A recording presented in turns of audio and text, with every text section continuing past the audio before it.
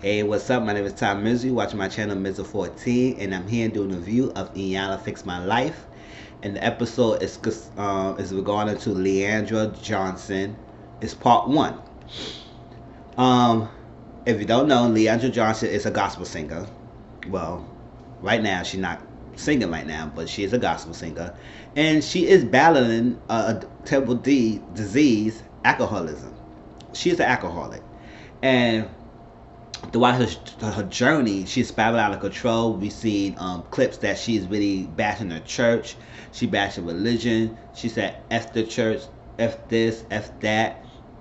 She do what she gonna have it. She gonna do what she gonna do. She have her drinks, and she just spiraling out of control. And it is sad that she going through this, but everybody around her is like keeping closed mouth. I mean, some people may have tell her here and there, but haven't been putting the effort or action to get her to get the help, or send her to AA meetings, let her know what's the consequences is if she continue doing this, letting the friendship die or something like that. So everybody's like really skidding around her, but keeping her silent. And also for herself, she hasn't admitted herself that she has a problem. And the first step of having an addiction is admitting you have an addiction. And alcohol is an addiction. When you take a drink since you get up at 11 in the morning until you go to bed, so that's a problem. Like, you have to drink every day as a function for you to numb the pain, whatever she's going through, just to get by. And then say don't have a problem. Now, she admitted that she's not gonna stop drinking, but she said she gonna drink not as much. She drink moderately, but at the same time, you need to admit that she has one. Now, she lost herself. She lost a relationship with God, a broken relationship with God. She lost a relationship within herself, and also as a woman, and her faith in herself. So it's tough for her, someone who came out of the gospel scene, won Sunday Best Gospel, and won a Grammy for her first record album, to fall apart into alcoholism. Just fell apart. Like, it just went downhill from there, and it never picked back up. And as a mother of children, it's very damaging to have your children see this kind of behavior and notice that how this is affecting not as you as a woman, but as a mother, as a wife, as a professional singer, as a daughter, as a sister. Everything is put together makes who she is, and all a part of all of it, that whoever makes her is responsible for her getting leading to this path of alcoholism, being alcoholic. Now, Leandra's friend named Phil wrote Iyanla to get her help. We come to find out not only Phil is a friend of Leandria, he also her record label manager, which that's like a shocking, and even Iyanla was like, she raised her eyes from that. And what makes it shocking is that you her manager, but also right now as a friend. So in what way is the friend role is being supportive and helping her? In what way is the manager letting her know what's the deal is in this? And it seemed like the lines and the boundaries are being blurred, because in some way he need to make money for his label, and she's part of the artist in his contract. So while she is not making music, not making albums, not doing shows and stuff, it losing his money. So in what way is he a manager to her? In what way is he a friend to her? Now, as a friend, yes, he's saying he see her as a problem. She has a problem drinking. She's out of control. She's not doing it. She lost faith. She lost faith in God. She lost faith in religion. She said F the church and all that stuff. And I don't want to see her. I want to see her win. I want to see her be successful. But as a friend, but he never told her that she has a problem. He see her has a problem, but he never told her, listen, you have an alcohol problem. You need to get this together. Now, that's as a friend part. So he failed the friend part, as known as that. Yes, I see my friend struggling, but I haven't been being honest with her, and I haven't said anything to her about this. But at the same time, wondering when she will get over this so she could start making money back for him. So that's the thing that's like kind of blurred. And also, we also met another person, a friend named Robert, who was her booking agent, but also said, I don't see her as a booking agent as much. I see myself as her big brother, as a friend. Now, as a big brother friend, he also noticed that he has a problem. But he said when you first, he don't think she has a problem now. But before 90, 30 days ago, if you would ask her, she said yes. But now he said she hasn't took a drink for 30 days and she been in jail, so she hasn't been drinking, so she's not an alcoholic. I mean, for you to say that, that means you already have much knowledge of alcoholism. It's not about having a drink or not drinking for a couple of amount of times, because Iyanla said an alcoholic can have a drink and stop drinking for a year, and they go back to drinking for whatever reason that something triggers them. It's all about the mind and the heart, and what this is fusing, and how she been coping. It's been coping with it every day. So it's gonna be really hard for her to stop completely drinking and not even go back to it, no matter what hardships or struggles might come along. So she asked him, all right, you her booking agent, so you basically book her for shows, book her for stuff like that. So that's a professional thing in you. Now, as a friend, is the boundaries mesh. What are you doing to separate your professional and her friend? As a friend, yes, you say you see her as a problem, so that you want to have a problem, all that stuff. You don't have to think she has a problem, so you want to help her get her act together. Now, when all these videos came about, all that stuff, his response is he deletes them. He covers her up and stuff like that. Now, you cover her up so she could not tarnish her image for future shows. You cover her up so she could not mess up her bag. You cover her up so she could continue not have this bad negativity be brought back on her face after she create this post. But all you doing is not helping her with her problem. All you doing is cover her up so you could get money in your pocket. Now, he seemed like he had a little offense to that. He said, I could get that, I could get that. But it seemed like he not really fully with that. But at the same time, because you're showing that you are not really blurring the line between your professionalism with her, and your friend as her. Everybody's saying they friends are Leandra, but also y'all also people who she work with. So what is the lines being crossed? The lines is blurred, and it's not no boundaries in between your friendship and your professionalism with Leandra. And everybody around her is all good. They all good standing. But she the one who's drowning. And everybody else good. They functional. They don't have no problem. They don't have no addictions. They don't have nothing. But she's the one who's drowning. So how much is y'all really helping her? How much is y'all really showing her the tools? How much are y'all really helping? How much are y'all really putting fear in her to let her know that she needs to get needs to get help? She haven't went to rehab. She haven't went to AA meetings. She haven't did anything to help her stop this addiction she has, a disease she has. But yeah, everybody knows she has a problem and she want to get help. But what are y'all doing? So even though part of it is her, and she needs to take control, but she haven't been taught how to take control. She haven't been taught to speak up. She haven't been taught to recognize she has a problem. Like, she haven't been really given the opportunity to tell the truth. And right now, Iyanla want her to know that she had to tell the truth. She had to speak up and let her know that she has a problem and she needs to face the reality. And in order for her to face reality, she has to admit that she has a problem. And in that step, after she admits she has a problem, then take the necessary steps to stop that.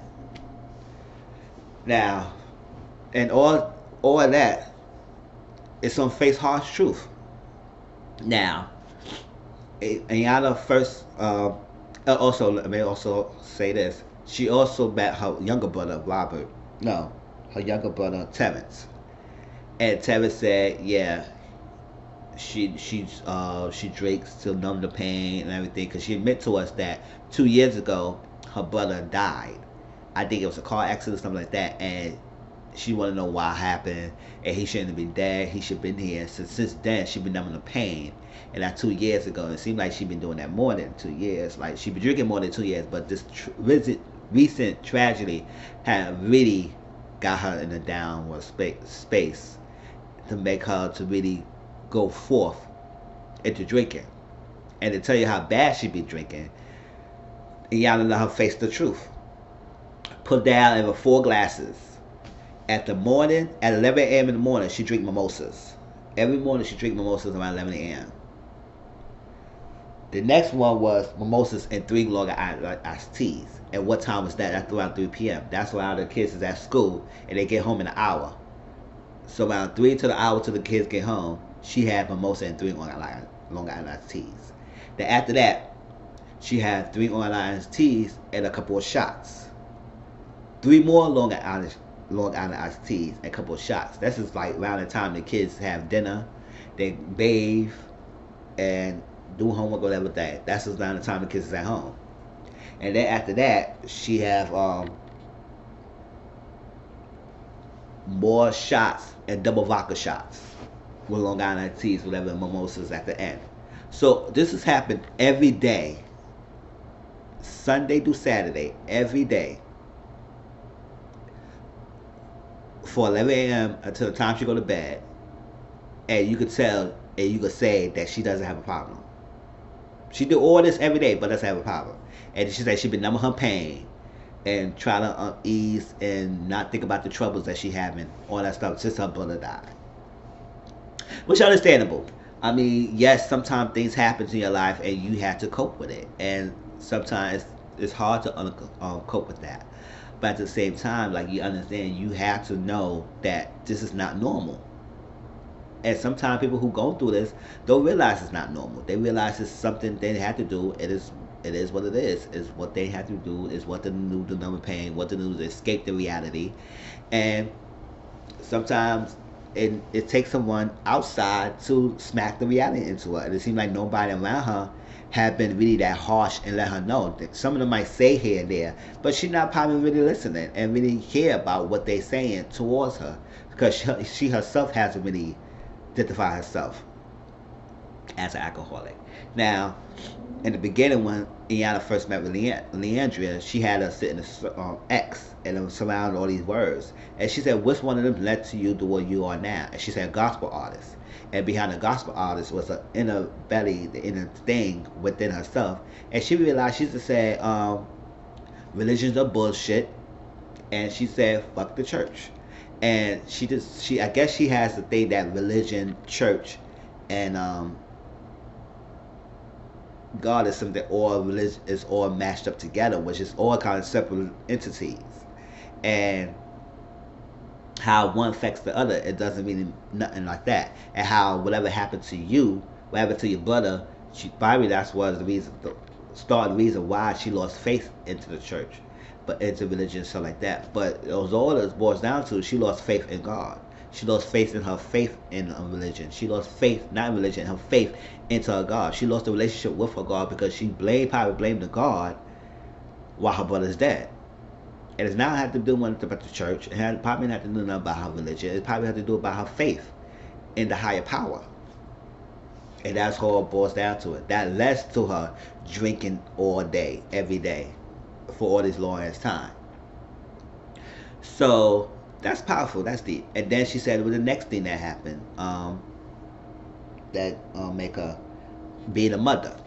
And then what the underbelly of the mother is, she has to do UI, guilt, and absent. And also it just shows that, and also she also realized in a fake of funkin' that she does have a problem when she has an ankle bracelet right in her ankle bracelet, right on her leg. Right there, a device that monitors her drinking. That's why right now after she was in jail, she has a device to tell her she need to stop drinking, and then it also records her drink intake if she does have a drink. So it's like, okay. So that right there just tells you like what reality is she living in, where she has an ankle bracelet to monitor her drinking and you don't have a problem. So all this is coming at her, Andria, and I think she finally needs to break down, because Iyanla showed her a picture. How do you minister yourself? And she said she can't even minister herself because she don't even know how to minister herself, because she's out of control. She don't know what to do. She can't really minister herself.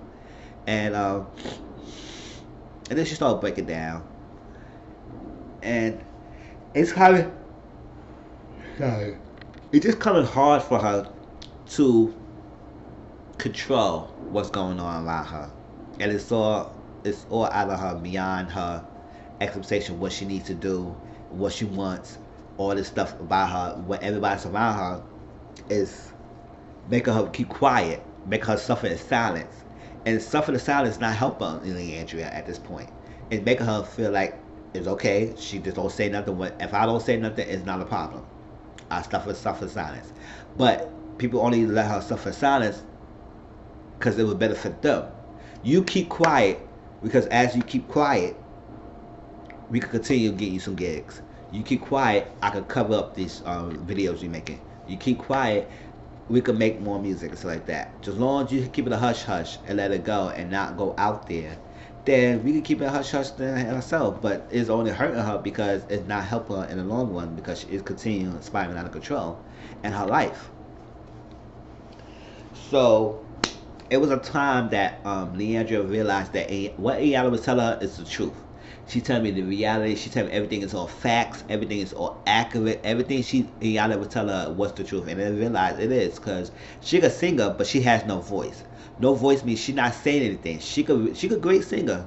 She could sing, but she has no voice. And that was a powerful message because it's like she could sing but had no voice. Yes, you sing beautifully.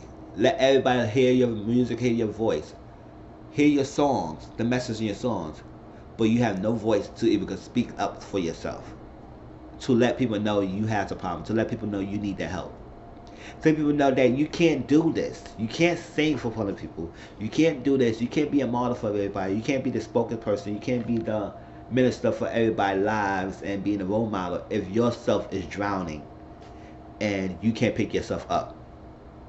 So Iyanla was like, no, Leandra was like, this is too much. She looked like she was about to leave and go, but she conflicted, like when she wanted to stay, when she wanted to go. The PhD, um, yeah, the doctor, yeah, the doctor who was there, who wanted an Iyanla team, was there talking to her. It seemed like you very judgmental yourself, and you realize you judge yourself a lot. And she said, yeah, people have told me, but yeah, I don't know, and this, that. I can't do this. I don't know what to understand and stuff. And Iyanla came out of nowhere. She said, lead not to your own understanding and walk to the valley of the shadow of death. And it was the whole scripture she was saying. And lead not to your own understanding. She said, I don't know what to understand because you choose to understand what you want to choose to understand. It's not that you understand anything. It's for you to know that stuff needs to be done. Nothing to be happening. And it's up to you to want to have that it wants you to lean on to make that effort. It wants you to learn that everything's not okay. They want you to repair your relationship with you higher up. Repair your relationship with you as a woman. Repair your relationship in faith, in your faith in religion, in faith in God, and everything. It lead not to your understanding, to you to work it, to you to have that understanding, to you to do the power, to do the effort, and to change. And it was a powerful speech. It was a powerful speech. And she told her to stay to go. And I think she decided to stay because she realized when y'all was saying that she needs to really work on what she needs to do. And she don't want to keep doing this. And so later on she was like, I need to really stop because I'm a mother. And it's true because she's a mother for kids. And I think she got a couple of kids, like 5 or something kids. And she said she needs to do this to stop for the sake of her children. And he said, do your children know you have alcohol? She said, yeah. And she said, what do they say? And she started breaking down and saying, you know what? They straight up saying, can you stop drinking? And I say, yes. The kids know enough to know that you have a problem. And your drinking is affecting your functionality because she's thinking that, oh, because she got to drink, she functions, she not falling out, so like that. Spoken to a true alcoholic who's saying that they can do all that. They don't have to do all that and they don't have a problem. No, you have a problem. So that's that. So she brought Phil down.